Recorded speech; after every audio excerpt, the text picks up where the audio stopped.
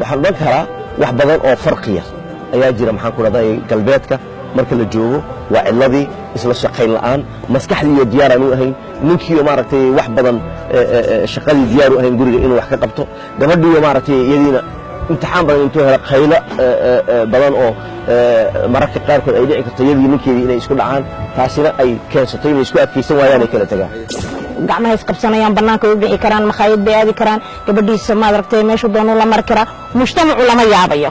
tan laakiin mujtamacii baaba la yaabayaba gabadhii inuu qabid hadduu waddada la maro waaba lala yaabaya ma garatay waxaa laga yaabaa gabadha inay jeceshahay ninkeeda aysan ku oran karin oo ku jeclahay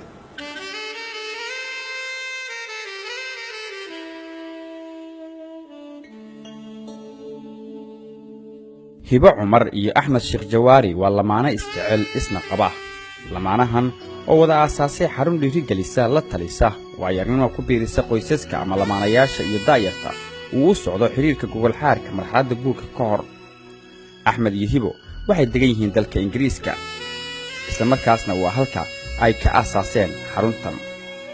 dhowaan ayay soomaaliya soo gaadheen iyagoo la kulmay soo dhoweyn xambaarsan xiiso iyo farxad bulshada ku nool Soomaaliya waxay in badan ku soo noqnoqday wafti ka socda maamul ama siyaasi iyo wafti oo hogaaminayo oo la soo dhaweeyo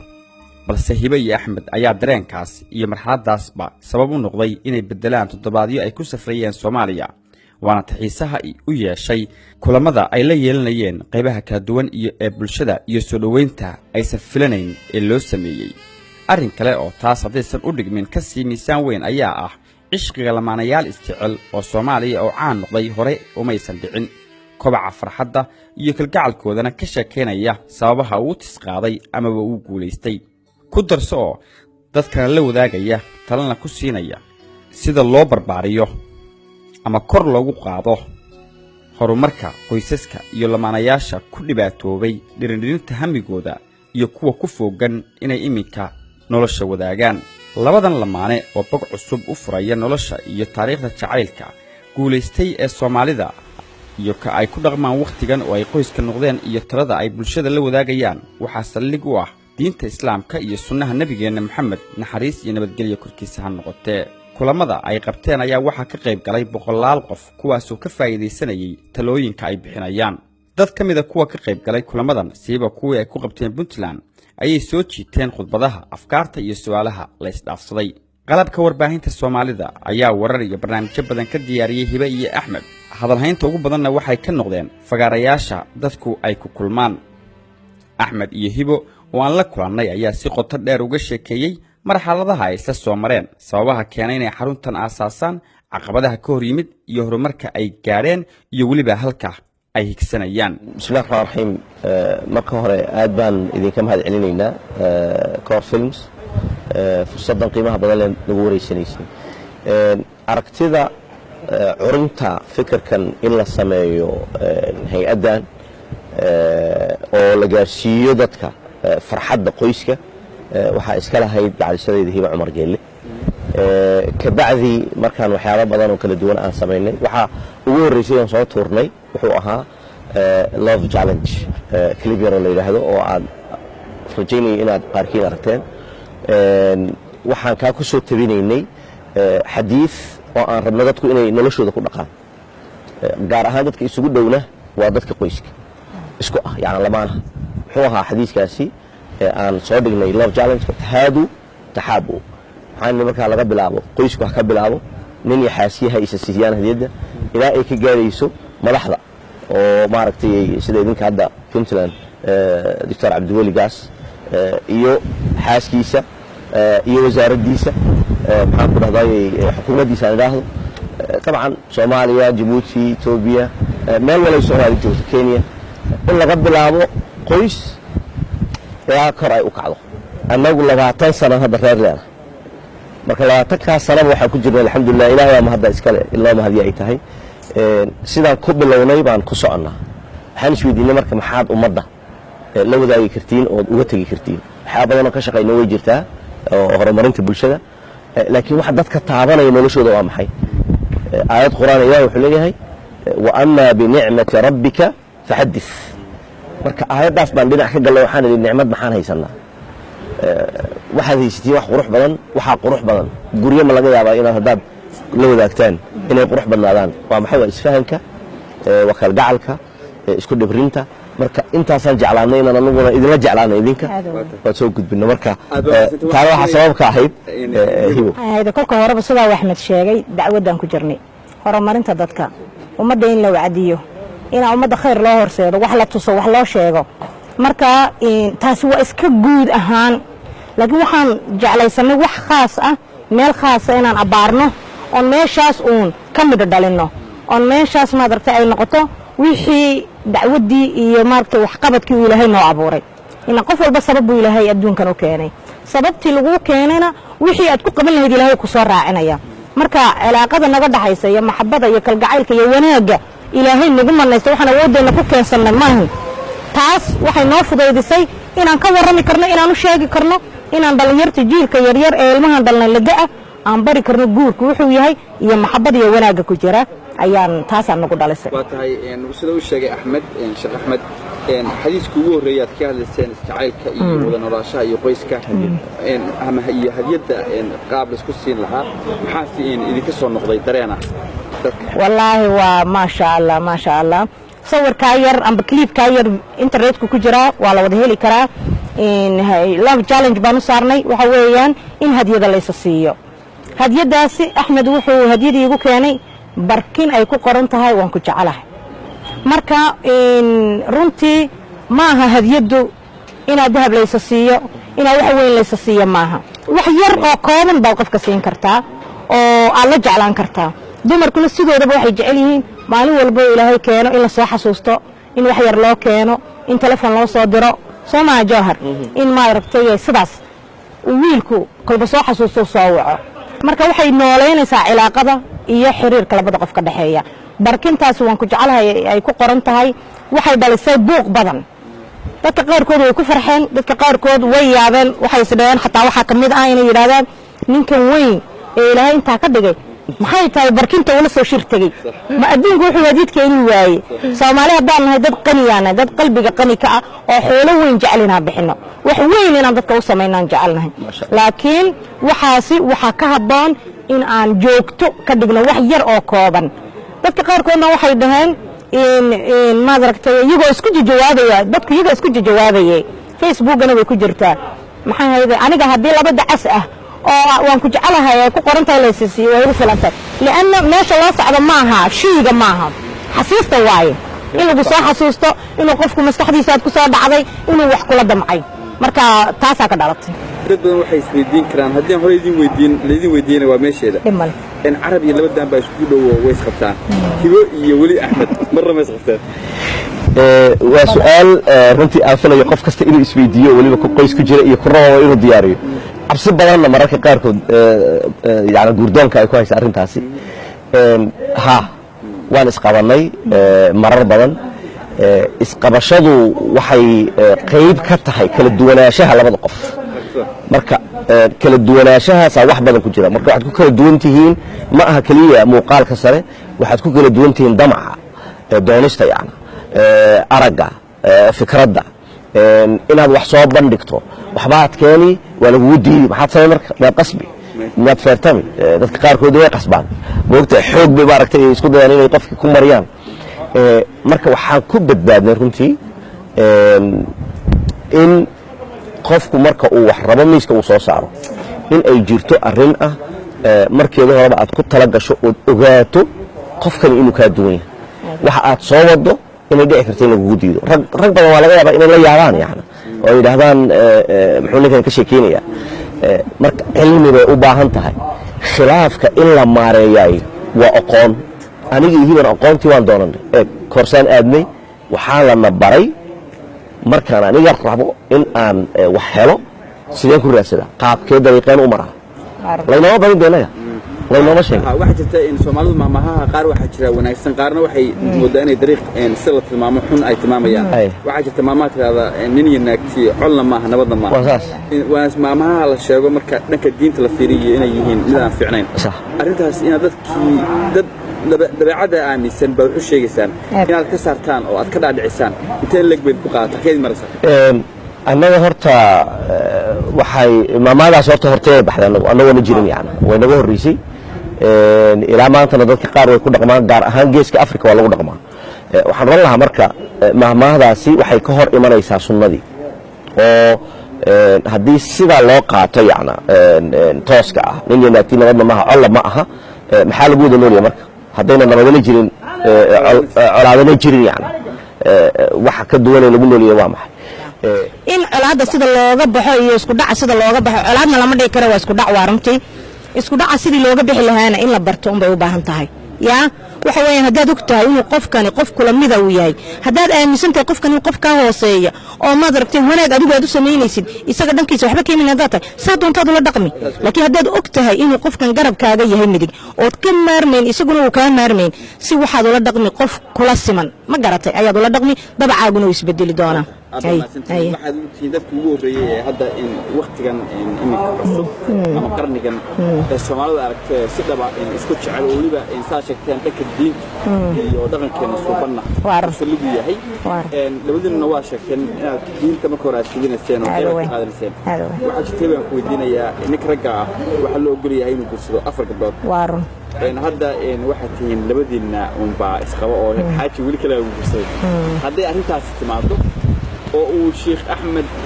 guursado dumar kale sidee u arkaysaa mise dareenkii dumarka ku badnaa wali waa jiraa horta dareenka waa dareen dabiici ah ilaahay baa ku abuuray qofka bilaadanka qofna haweeneyna ma jecla ninkeyga in la qaybtamo taa maskaxda lagu hayo marka maxay keensanaysaa taa marka maskaxda ku haysid inaad ogolaatid xanuunka iyo dhibta ay dareemayso gabadhu marka la guursado inaad fahantid maxaa ka maqan biilkii waan siiyay maxaa ka maqan waan soo hoyda guriga waan imaaday looma baahna waxaan hooyasho iyo biil maaha waa qalbiga wax ku jira xanuunka qalbigu ka iimaanaya guurka labaad markaan soo noqdo waa wax ilaahay jideeyay oo ummadda muslimiinta loo fasaxay inay 4 guursadaan waxaan ognahay diimaha kale oo dhan boqolaal bay guursadaan ma garatay diinka islaamku wuu xadeeyo waa diinka kaliya 4 ku soo koobay ma garatay kuwa kale hinduuska iyo dadka kale waxay doonaan bay sameeyaan 10 buu la guursan 100 buu guursan haduu doono cid ka celinaysa ma leh ya marka waxa weeyaan guurka labaana sabab walaalkay sabab baa loo sameeyay sababta loo sameeyay waxa weeyaan in la ogaado maaha waan iska doonay maaha ana waxaan jecelahay gabdhaha inaan la weydiin su'aashay rag la weydiiyo war maxaad u guursanaysaa maxay tahay baahida ku geysinaad guursatid ya wax badan oo Axmed aniga iga heli karo haduu ka talaabsado gabar kale ka doonto waxa weeyaan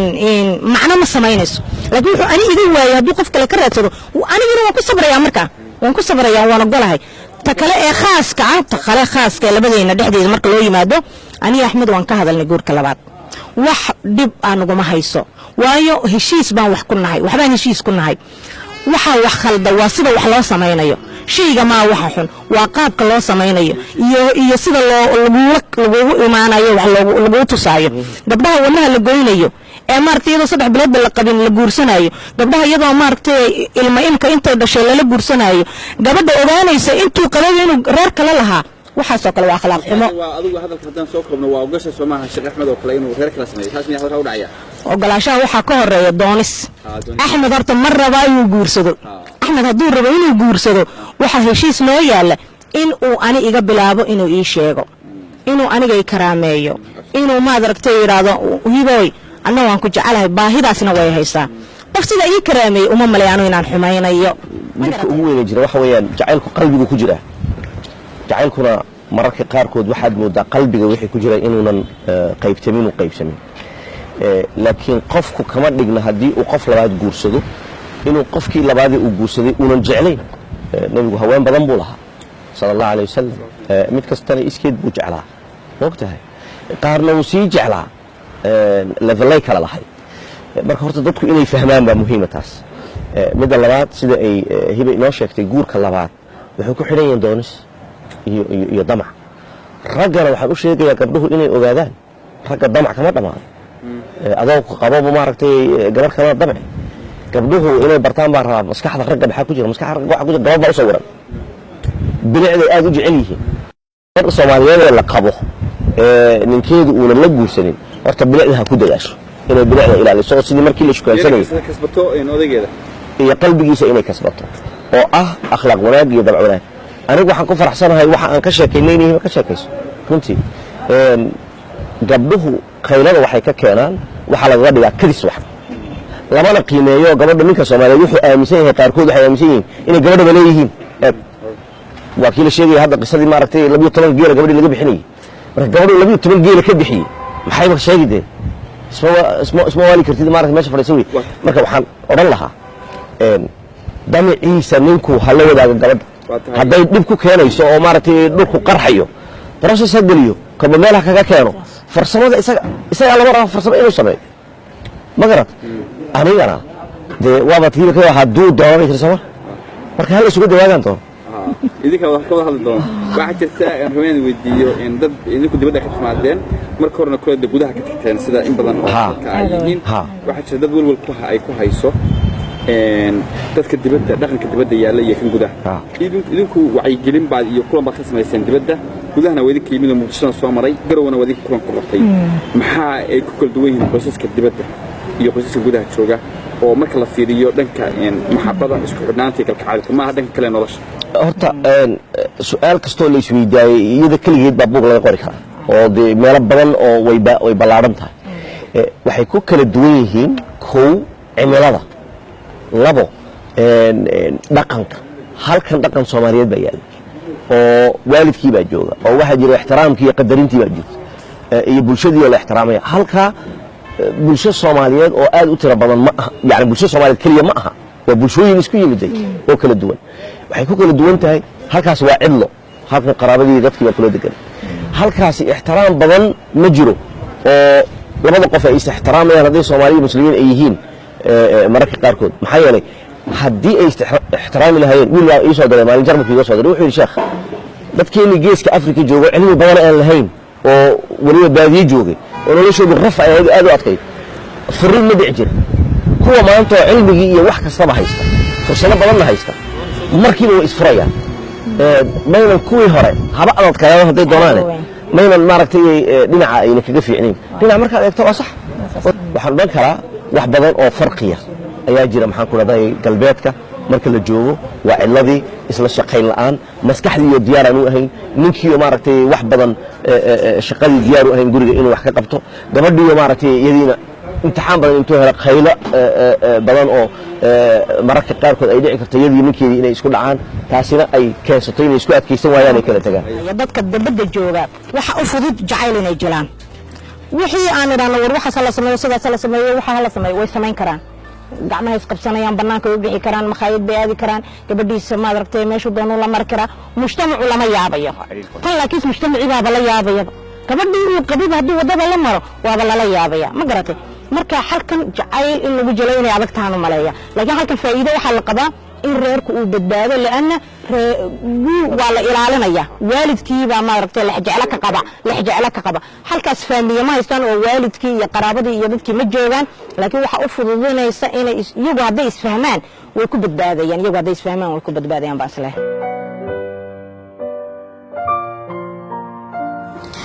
runtii khudbadu xasaasi bay ahayd runtii aad bay xasaasi u ahayd oo waxaba iyaga soo dhaxbaxdayba dadku inay runtii ay magaranaysaa jacayl u baahan yihiin waxa iyaga soo dhaxbaxday dadku inay magaranaysaa jacayl iyo naxariis ay ku jirto laakiin ay ku jirto xoogaa is adkeyn markii laga yimaadaan ay ku jirto xoogaa inay rabaan casharo iyo training iyo tababar يعني سيدا أكسونها مركلي لدهو هويوين كاني عم dadkii annagana dhalay runtii waalis guursaday jacayl meel lagu dhigay wax lagu dhigay meesan arkinin macnii nolol baa la soo wada maray laakiin jiilka maanta la joogo maanta teknolojiyada casriga jirta wax walba maanta u isbedeshay ilmaha markuu ba sa u qaangaaro ama aad u soo dareemo inuu qaangaaray ba waxaad ka dareemaysaa inuu qofkan isla markiiba u baahan yahay baahiyo dareen uu dareemayo uu u baahan yahay inuu dareenkan ya baahida meel ku guto isla markaasna uu rabo inuu reer iyo xaas sameeyo horta dadku de markayna arkeen qaarkoodna way la yaabay qaarkoodna way ku farxeen labaduba way jiraan hadda dhow baan sheekh kulanay runtii bulshada Soomaaliyeedna caanka ahoo laga dhex yaqaano wuxuu noo sheegay mawduucan aan bilownay in uu bilaabay dood fara badan dadka qaar baa maaragtay waxay yihiin dad ku adag dhaqanka oo waxani ay u arkaan wax cusub oo maaragtay reer galbeeda inay tahay dadka qaar baa waxay u arkaan inay tahay wax badbaadinayso oo soo celinayso qoyskii wanaagsanaaba isku hayntiisii marka way jiraan way kala duwan yihiin laakiin annagu weli wax yani dhibaato ah kalama kulmin wax nacaybtinimo ana kalama kulmin waana soo dhaweynay labadaba maxaa yeelay bini'aadanka hadee ka koobanba kala duwanaansho aad baan ugu faraxnay runtii in uu mawduucani bilaabo dood iyo sheeki iyo inay qoys ka bilaamato ilaa ay gaadho meelaha dadka hogaamiyaasha culummada dhexdooda waxaana ka soo bixi doonaan rajaynaya inay meel isugu ururtay dhinac u baxdo dadka laakiin saamaynta ugu badan kuula oo kale wax kamid ah qoyskaaga oo kale sida aabaha walaalada cayladaada ama qaraabadaada kuwaas oo kale se waa kee horta runtii taageero weyn baan ka helnay iyo duco laakiin de boqolaal maadaama ka maqannahay boqolaalkood labana wada hadal intii aan ka helnay informationkooda waxay ahayd positive yacna wax ijaabiyo wanaagsan way noo soo duceeyeen ducada waa cajiib soo waxaa moodaa gabdhaha Soomaaliyeed ama Soomaaliya dadka maanta jooga burburku inay gabdhuhu hadal hays ka dhigteen ifur yani xoog ay u noqotay gabadha inay ifur soo wixii igu qosolka badnaa aan ka faa'iido waxay tiri in ifur waxay ka wadaan ifaham yani gabar haday ku tiraado ifur waa ifaham soo marka aad bi muhiim u ahayd barnaamijkaas inay ragana ay dhigeystaan oo gabdhaha markii ay xoog ay ka dhigtaan yani xeelad kale ma haystaan ma ogtahay ay xoog ka dhigato tiraado ifur inuu u fahmo ifahan oo runtii dhaqmaad wanaagsan uu siiyo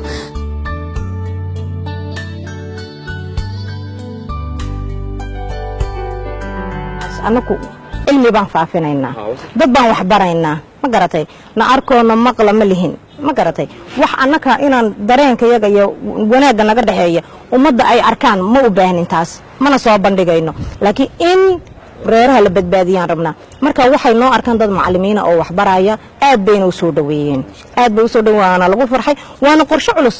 yaana la moodayna wax fudud galnay wax aad u culus baan faraha la galnay oo dadku ma aragtay wali conservative ay yihiin ay qaarkood sida wax ma sheegay ay moodayaanba waxaan inuu qurbo ka yimiday wax qurbo ka yimiday ma waa diinkeeni baan boorka ka jafaynaa aan ilawnay iyo dhaqankiisu banaa ma garateen marka waxa weeyaan wax dhibaato kale ma kulm ilaahay uu noo fudeydiyay wallahi ilaahay noo fudeydiyay istiqbaal wanaagsan waan helnay ummadna waa soo dhaweysay qof iyo laba wuxuu sheegana wax macna ku fadhiya ma soo aad baan ugu mahad celinayaa Sheekh Axmed Jawhari iyo Maama Hibo waxaan leeyahay insha Allah dad badan ama guryo badan yani runtii barnaamijkiina way ku intifaaci doonaan waxaan kala ka codsanaynaa in mar labaad iyo mar saddexaad ay soo laabtaan waxaan kala ka codsanaynaa in mujtamaceena ama madaxdeena ama dadka runtii shuyuukhdeena inay barnaamijyo iyo macaahid ay sameeyaan hata tusaale ahaan aniga ka Caysha ahaan waxaan sameeyaa ama waxaan tababaraa dumar waxaan baraa cunnada waxaan ogaaday cunnada inay qayb ka tahay waxyaalaha lagu soo jiida qalbiga ninka soo marka gabadhii hadii ay cunnadii baratay ay ninkeeda ku soo jiidan karto halkan diintii ay ka baratay yani xuquuq soo jeenka wuxuu ahaa runta guriga ma burburin wax badan bay ka bedeli kartaa markay dhageystaan talooyinka lagu wacyigelinayo familiga jira iyo kuwa isdoonaya iyo kuwa rajadoodu tahay ku haminaya in isku fursadaan wax isku keeni kara ama isku soo dhaweyn kara wax kasto dhexdooda ka jiray oo inqilaab ama jaceylku inuu jiro baan aaminsanahay yimaadana markii labada qof qoys sameystaan gudaha guriga ka dhex yimaado markaas waxa laga yaabaa gabadha inay jeceshahay ninkeeda aysan ku oran karin oo ku jecelahay waxa laga yaabaa haduu ku dhaho tusaale ahaan oo ku jecelahay inuu yiraahdo aniga maxaa ii jeceshay ama haduu dhunkado oo ay dhunkanto kale inaad tiraado anu kitaab miyaan ahay maxaa ii dhunkanaysaa soo marka jaceylka wax jira waaye waana loo dhintaa hadii la rabo in loo dhinto waa loo dhintaa jacayl waana wax jira waana aaminsanahay haduusan jacayl jirin in runtii isu guri jirin yani jacayl guri aanan oolin runtii guri maahan waxay noqonaysaa guri baahi lagu guto isla markaasan ilmo kaliya la iska dhalay noqonaysaa laakiin hadii jacayl jirto runtii horumar badan hadda tusaale ahaan oo kale gabar iyo wiil isqabo oo kale jacayl haduu dhex yaalo gabadhaas ama wiilkaas horumar badan buu gaaraysaa waxa la yiri kullu rajulin cadiim waraahu imra'a nin walba oo wax ah maanta ama nin walba oo wax ah waxa ka dambeeysa haweeney baa soo saartay sidoo kalena gabar walba oo wax ah nin baa ka dambeeya